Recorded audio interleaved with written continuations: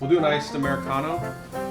Perfect. I only drink, not that I wouldn't drink a nicer coffee, but for me, I only drink instant coffee. Oh yeah, you were telling me about this. But I fancied up the art of it. Like, so I get the crystals, but you know, it's not a nice thing. And I just bought like, what's that coffee? It comes in a silver can with a red letter. It's like Igloo or it's Illy. It's Illy. So you have it? It's Illy. I think we got it here.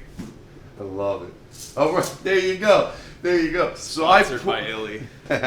Get a close up of that. Zoom in. Illy. So I put my instant coffee in here. Okay, because it's a good container. It's a really nice container, right? It does look like we're doing an infomercial. And I put the instant coffee in there, and then I bought a nice teapot. So to make like the, you know, pour in the water, I really try in the morning to pour the water and hear it go into the cup, and then put this in there. And then because the creamer I get is just like some creamer, I don't know. It's like, it's a little healthier than most, but I put it in here so when I pour this in, I just enjoy the experience. And there's a spot at my gym where it's like you can look out over all the roofs at this neighborhood. Yeah. And I get one of those spots on that edge of that wall. And sometimes I take my coffee, not in a mug, but I have a paper cup. Yeah. Bring it there and just sometimes spend it depends what type of day or if I need the time to focus. It's one of my favorite times in the world to have my coffee and just stare over all the roofs and all the trees. Sometimes it's a half an hour before I get into the gym. That's exactly what it's about. Like, it's the experience where we can just be present in that moment and allow ourselves that just to turn off all the other noise. Yeah. And either think about, all right, put intentions out for the day. Yeah. That first cup, besides for the ritual of it, and it's also that coffee getting through your veins. Oh, yeah. Absolutely. And there's no doubt, like, it hits at one point. I go into that gym, and I've been doing it like that way maybe for 20 years. And you think, oh, does the coffee still work? Every day. Every time. Every time. It never lets me down. It never lets me down. Right. Let's get going here. Yeah. Loud noise. Loud but beautiful noise. Yeah.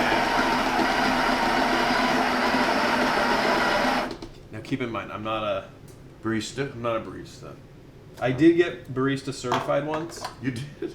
For just to see if you could? Yeah, just to see if I Is it harder than you think? It's harder than you think. It's harder than you think.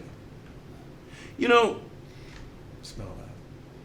oh, Right?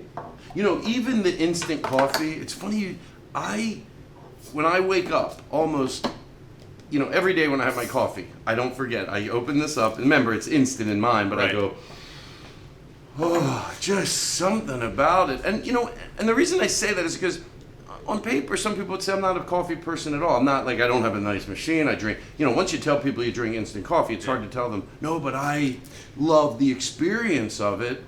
But I must not be the only one. You're an anomaly when it comes to that. And What's that mean? I'll tell you, like, most people that drink instant coffee, I would say, it's just like, oh, boom, done. You are actually more focused on the experience. And a lot of people that would do it, would have the same coffee, would probably not be about the experience. Just to get it in, chug it down. Yeah. And it's weird because you're kind of combining two waves of coffee. So the first wave of coffee was like what our grandparents would drink, just something out of a can, instant, stuff like that. Then you get to the third wave, which is actually more about like where it comes from, the growing. There's more of this experience, human interaction, understanding like the whole chain and how it gets there from bean to cup. And so you're like combining the two, which I haven't seen in this entire journey. Okay. I was going to say, maybe it's more common than I think, but yeah, my instincts were right that most people don't care. It's hard to even remember before our society started really... I mean, just in the last 10 years, American coffee consumption has doubled, which is believable now that I think about it. Why do you think? I think because with this third wave, we've actually moved past the big ones, like the chains. We've moved past that. We've gotten to these other places where you go in and you're like, wow, there's like live music playing here. There's art on the wall. Right. I want to be part of this experience. And it's community, which I think is like on a fundamental level, like humans need community in some form. Yeah. You know, like we thrive on it. When I got my coffee, I went and got like the nicest coffee machine I could get. And the running joke when all my friends came over, they were like, "Did you remodel your kitchen?" I go, "No, I just got a new coffee." Has a lot to do with it. It can make or break the room. All right. This is going to be a nice Americano. When you go to like a nice hotel, like a really nice hotel, that coffee that they bring you out, Yeah. that's what I like. You can taste the coffee. It's not bitter, right? But you can taste the coffee. That coffee, I will drink black. Absolutely. Oh, absolutely. I want my drink to be coffee forward. Like I want to taste. I want to taste the soil, like where it was grown. I want those different tasting notes. And so, I mean, I'll add maybe a little bit of cream, but I want it to be coffee forward. Oh, that's good. Is it? Yeah. You're not. No. It's very good. Okay. It's exactly what we're talking about. It's exactly. You can taste the coffee through the cream. Did you put any creamer in here? No cream. Oh, this is just... But the crema of the espresso adds a nice, rich flavor to it. I love it. We're going to do one more, and then we can sit down and McDonald's. I know you're gonna. No. McDonald's iced coffee. I go to McDonald's because I have a friend that doesn't like anything in his coffee, so I know he comes over a lot. So I pour McDonald's coffee, and he loves it. And then one day I told him, I go, "Hey Rob, I gotta be honest, that's McDonald's black coffee." He goes, "I love McDonald's black coffee because it's sort of what we're talking about. You can taste the coffee. It's not bitter. It's not with no sugar, no nothing."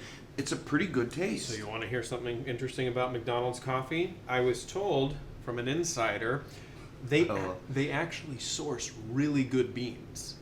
The only difference is they brew it a little lighter than it would be at like a specialty shop, but their beans are actually really good beans. So people that like McDonald's coffee, they're kind of right on with it. They get it. I like hearing that. Having fun so far? This is all I like to do in life is do stand-up comedy and talk. So yeah, no, it's great. What else do you want to do? Yeah, it's great. I really don't want to, but I want to taste if I put, like, you say you put a little bit of that in there. When you say little, what do you mean by little? Like tablespoon, teaspoon, or that's the challenge. That's the big challenge when I go to a shop. Not challenge when I make it. When I go to a shop, I'm like just a black coffee, or also just a iced Americano with just a teeny splash. But some of these places, they think like a splash is like this. They have their so I'm like no, like a teeny tiny splash.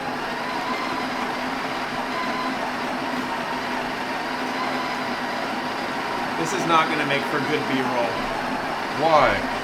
I say right now we use this as B-roll, defending this, and I hope this B-roll ends up in the documentary or whatever this is, just so for whatever reason. It's a disaster over here right now. It's just like, I told you, I'm not a barista. I'm just a guy that likes coffee. Maybe you should go to baristas. Oh, you did go. No, but I need to go to like a sleepaway barista. You need to go. You need to go right to barista camp. Should we sit down? Yes.